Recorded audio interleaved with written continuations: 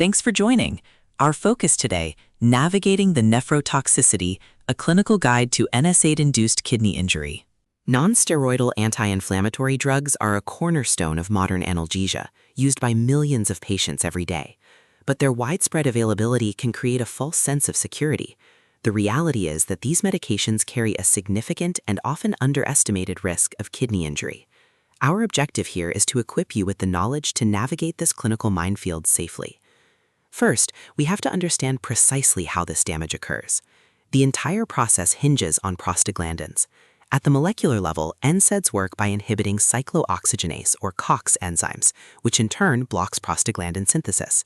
While this reduces pain and inflammation, it also removes a critical defense mechanism for the kidneys. Prostaglandins are responsible for dilating the afferent arteriole, the small vessel that feeds blood into the glomerulus. When a patient is under physiological stress, like dehydration or low blood pressure, this prostaglandin-mediated vasodilation is essential to preserve renal blood flow. By blocking it, NSAIDs can cause vasoconstriction, leading to ischemic injury. This mechanism explains why certain patient populations are at such a profoundly higher risk. Individuals with pre-existing chronic kidney disease, heart failure, cirrhosis, or volume depletion are particularly vulnerable. Their kidneys are already in a state of stress, relying heavily on that prostaglandin lifeline to maintain perfusion. The evidence is clear that in patients with diabetes and coexisting kidney disease, for example, the introduction of an NSAID can be the tipping point that pushes them into acute renal failure. This isn't theoretical, it's a predictable pharmacological event. Of course, this doesn't mean NSAIDs are always contraindicated. The key is judicious use, supported by evidence for specific clinical contexts. For a young, healthy individual with an acute musculoskeletal injury, a short, supervised course of an NSAID is generally considered safe. However, the risk calculus changes dramatically in other settings. For instance, large-scale analyses of major surgery have demonstrated a clear association between intraoperative NSAID administration and postoperative acute kidney injury. We have to be thoughtful, considering not just the patient but the clinical environment itself. Ultimately, our role comes down to balancing the potent benefits of these drugs against their very real renal risks. This is a dynamic clinical assessment, not a static rule. Advanced pharmacokinetic modeling can now help us predict how drugs like diclofenac will behave in patients with impaired kidney function, guiding more personalized dosing. The goal isn't to eliminate NSAIDs from our practice, but to use them with the precision and respect they demand. We've established the how and the who at the individual patient level, but what is the cumulative impact of these decisions on a population scale? With an aging population and rising rates of chronic disease, the scope of this problem is changing, and the stakes are getting higher. We've just outlined our clinical roadmap for this presentation. The logical first step is to establish exactly why this topic, NSAID-induced kidney injury, demands our attention right now in everyday practice. The stakes are considerably higher than many clinicians and patients realize. The clinical reality is that acute kidney injury, or AKI, precipitated by NSAID use is a major driver of hospitalizations and morbidity in the United States. This isn't a fringe or theoretical complication. We see it consistently in emergency departments and on internal medicine wards, where a significant percentage of drug-induced AKI cases can be traced back to this class of medication. It represents a substantial and often preventable burden on both the patient and the healthcare system. A huge part of the problem is access. Because drugs like ibuprofen and naproxen are available over the counter, there's a pervasive public perception that they are completely safe. This leads to widespread misuse. Patients unaware of the risks may take higher than recommended doses, use them for prolonged periods, or combine them with other substances, all without clinical supervision. They don't understand the complex pharmacokinetics at play, how a simple pill can profoundly impact renal blood flow, especially when other risk factors are present. Here's where it becomes especially complex for us as clinicians. The modern patient is rarely managing a single condition. The intersection of polypharmacy and multimorbidity creates a perfect storm for renal vulnerability. An older adult with diabetes, hypertension, and heart failure is a classic example. Their kidneys are already working under stress, often with hemodynamics managed by medications like ACE inhibitors or diuretics. In this finely balanced system, even a standard dose of an NSAID can be enough to disrupt prostaglandin synthesis and tip them into acute renal failure. And it's a mistake to believe this danger is confined to long-term use. The evidence is clear that even short-term, appropriate dose NSAID administration can precipitate AKI in susceptible individuals. We see this in postoperative settings, where a patient might receive a single dose of intravenous ketorolac or a few days of ibuprofen. For a person with underlying chronic kidney disease, dehydration, or other risk factors, the injury can begin with that very first dose. This all raises a fundamental clinical question. How does such a common, accessible pain reliever exert such a powerful and potentially damaging effect on a complex organ like the kidney? To answer that, we need to understand the underlying mechanism. The sheer prevalence of NSAID use makes understanding the precise mechanism of kidney injury a clinical imperative. This isn't just an academic exercise, it's fundamental to safeguarding our patients every day. So how exactly does this damage occur at a cellular and physiological level? The entire process begins with the core therapeutic action of NSAIDs, the inhibition of cyclooxygenase or COX enzymes. These enzymes are the factories that produce prostaglandins throughout the body. In the kidney, this inhibition is a double-edged sword. While it reduces inflammation, it also shuts down the production of critical molecules needed for renal self-regulation. The evidence on this is unequivocal. Specifically, we're concerned with prostaglandins E2 and I2. Think of these as the kidney's natural vasodilators. Under normal conditions, they work to keep the afferent arteriole, the vessel supplying blood to the glomerulus, wide open. This action ensures consistent renal blood flow and stable glomerular filtration, even when systemic blood pressure fluctuates. Here's where it gets interesting. When NSAIDs block the synthesis of these prostaglandins, that protective vasodilation is lost. The result is unopposed vasoconstriction of that afferent arteriole. Blood flow into the glomerulus decreases, which in turn causes a direct drop in the glomerular filtration rate, or GFR. We see this play out dramatically in high-risk situations, where large-scale analyses of postoperative patients show a clear link between intraoperative NSAID administration and acute kidney injury. This risk is significantly amplified in patients who are already physiologically stressed. In states of hypovolemia, heart failure, or pre-existing chronic kidney disease, the kidneys are already relying heavily on prostaglandin-mediated perfusion to function. Taking an NSAID in this context effectively removes the last remaining safety mechanism, creating a perfect storm for acute renal failure. And while this is a class effect, not all NSAIDs behave identically. Diclofenac, for instance, has a unique profile. Recent mechanistic studies and pharmacokinetic modeling are revealing that its metabolism may contribute to kidney injury through pathways that go beyond simple prostaglandin inhibition, involving direct tubular toxicity. This highlights that our understanding continues to evolve. With such a clear and potent mechanism for harm, a critical question emerges. Is there ever an appropriate time to use an NSAID in a patient with or at risk for kidney disease? Understanding that mechanism of renal injury, the prostaglandin inhibition and afferent arterial constriction, is essential. It explains exactly why NSAIDs can be dangerous. But this pathophysiologic potential for harm does not translate to a universal prohibition. In specific, well-defined clinical contexts, they remain an invaluable tool. For millions of patients with acute, self-limiting pain, think of a musculoskeletal strain or post-extraction dental pain, a short course of an NSAID is highly effective. In these low-risk patients with no underlying chronic kidney disease, heart failure, or significant volume depletion, the risk-benefit calculation is clearly in favor of analgesia. Their renal systems have enough physiologic reserve to compensate for a temporary drop in prostaglandin synthesis, making short-term use a cornerstone of acute pain management. The clinical picture gets more nuanced in the perioperative setting, a key battleground in our efforts to reduce opioid consumption. We now have compelling data from large propensity score matched analyses looking at major non-cardiac surgery. This is a robust study design that helps control for confounding variables. The evidence shows that a single intraoperative dose of an NSAID, like ketorolac, can significantly reduce postoperative opioid requirements without a corresponding increase in acute kidney injury rates. This opioid-sparing effect is a major clinical win. This principle of judicious use can be extended to surprising scenarios, including after renal surgery itself. Logically, you would assume NSAIDs are absolutely contradicted here. However, recent retrospective data on patients undergoing robot-assisted renal procedures tells a different story. In carefully selected patients, a ketorolac-based analgesia regimen, when supplemented with scheduled intravenous acetaminophen and ibuprofen, proved to be safe. This highlights a critical theme, multimodal analgesia. By attacking pain from different pharmacologic pathways, we can use lower, safer doses of each individual agent. All of this points toward a strategy of balanced and informed pain control, not outright avoidance. The decision to prescribe an NSAID must be an active one, weighing the patient's individual risk profile against the clear benefits of analgesia and opioid reduction. When we do choose to use them, especially in patients with borderline risk factors, close monitoring of renal function is non-negotiable. This could be as simple as checking a baseline creatinine and repeating it 48 to 72 hours later. Pharmacokinetic models confirm that drugs like diclofenac have altered clearance in renal impairment, underscoring that our vigilance is what makes their use safe. These examples paint a compelling picture for the careful, evidence-based use of NSAIDs.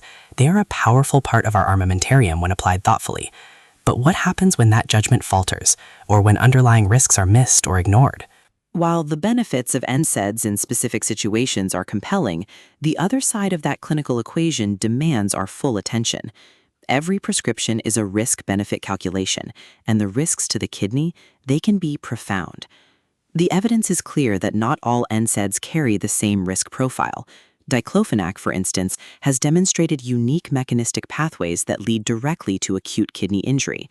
We now understand that it doesn't just act like other drugs in its class, it can directly disrupt critical cellular processes and mitochondrial function within the renal tissue itself, making it a distinct offender. This isn't just a theoretical concern. Physiologically based pharmacokinetic modeling, which acts like a digital twin of the human body, shows us precisely how diclofenac can accumulate to dangerous levels in patients with even mild renal impairment. When kidney function is already compromised, the drug simply isn't cleared effectively. This creates a feedback loop of rising concentration and escalating tissue damage. The risk profile becomes even sharper in the surgical setting. While NSAIDs are excellent for pain management, their intraoperative use can be a tipping point for vulnerable patients. Large propensity score matched analyses confirm that administering NSAIDs during major non-cardiac surgery can significantly worsen renal outcomes. A patient already stressed by hypotension or blood loss is simply less able to tolerate the additional hemodynamic insult from an NSAID. Of course, the patient's baseline health is the most critical variable. For individuals with pre-existing conditions like chronic kidney disease, hypertension, or diabetes, the risk of NSAID nephrotoxicity isn't just increased, it's multiplied. In these patients, the prostaglandins that NSAIDs inhibit are essential for maintaining renal blood flow. Blocking them can trigger a rapid and sometimes catastrophic decline in GFR. Finally, the damage isn't limited to a single type of injury. Beyond the well-known hemodynamic effects, we know that certain NSAIDs can trigger a spectrum of other renal pathologies. The classic example is acute interstitial nephritis, an immunologically mediated reaction that can cause severe and occasionally irreversible kidney damage. It's a crucial reminder that the injury mechanism can be varied and unpredictable. So we see the mechanisms, we understand the high-risk scenarios, and we recognize our most vulnerable patients. How do we translate this knowledge into safe, effective, and truly patient-centered clinical decisions every single day? After reviewing the stark realities of NSAID-induced nephrotoxicity, the immediate question becomes a practical one. How do we protect our patients while still managing their pain effectively? This is where a patient-centered approach, balancing these competing priorities, becomes our most powerful clinical tool. The entire process begins with rigorous risk stratification. We simply cannot apply a one-size-fits-all rule when prescribing these medications. It's imperative to consider the individual's complete clinical picture, their age, their comorbidities like heart failure or diabetes, and especially their concurrent medications, such as diuretics or ACE inhibitors. Mechanistic studies now show that agents like diclofenac can directly induce kidney injury, and pharmacokinetic models confirm that this risk is profoundly amplified in patients who already have hepatic or renal impairment. A young, healthy athlete with a muscle strain is a world away from an elderly patient with diabetic nephropathy. That's precisely why evaluating baseline renal function is not just a best practice, it's an absolute prerequisite. Obtaining an estimated glomerular filtration rate, or eGFR, before initiating any NSAID therapy provides us with an essential objective measure of a patient's renal reserve. Without this baseline, we are prescribing blind, unable to gauge whether a patient can tolerate the prostaglandin inhibition and subsequent hemodynamic stress that NSAIDs impose on the glomerulus. It's the single most important data point in this entire assessment. When that risk profile is elevated, we must actively consider safer alternatives. This doesn't always mean foregoing NSAIDs entirely. Sometimes the solution is a lower dose, shorter duration regimen, using limited doses of ibuprofen for a few days, for instance, instead of a longer course of a more potent agent. In other situations, especially for postoperative pain management or in high-risk surgical patients, evidence suggests that combinations of non-NSAID analgesics like intravenous acetaminophen can provide effective relief while minimizing renal risk. The goal is to achieve adequate analgesic with the minimum possible renal threat. Ultimately, this all culminates in shared decision-making. This is more than just a checkbox for obtaining consent. It is the cornerstone of patient-centered care. We have a responsibility to clearly articulate the trade-offs in a way the patient can understand, explaining the benefit of effective pain relief against the potential risk to their kidneys. When a patient understands the why behind our recommendation, they become an active partner in their care, more likely to adhere to the plan and remain vigilant for any warning signs.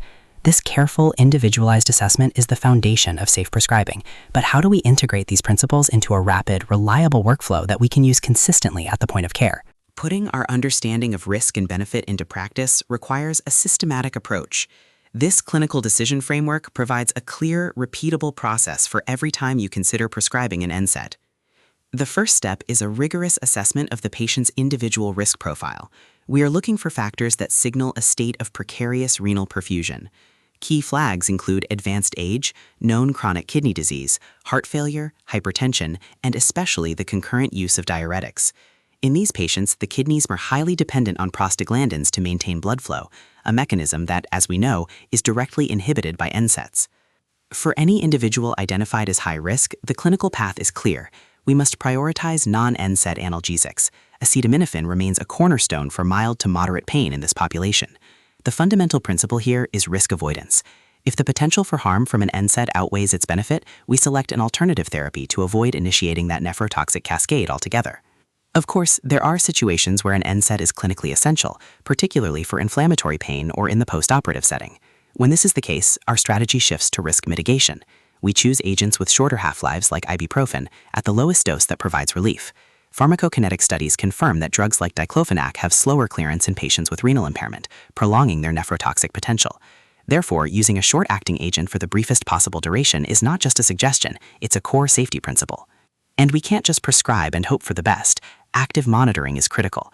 A baseline creatinine and eGFR are mandatory before starting an NSAID in an at-risk patient, with a follow-up check within the first few days of therapy. Hemodynamically mediated acute kidney injury can develop very rapidly, so this early check-in is our most important safety net to catch a decline in renal function before it becomes severe. Finally, the patient is our most important partner in this process. We have to educate them on the specific symptoms of acute kidney injury, like swelling in the legs, decreased urination, or new fatigue. We also must be explicit about dosage, adherence, and the dangers of combining prescribed NSAIDs with over-the-counter versions. This empowers them to recognize early warning signs and seek timely medical attention.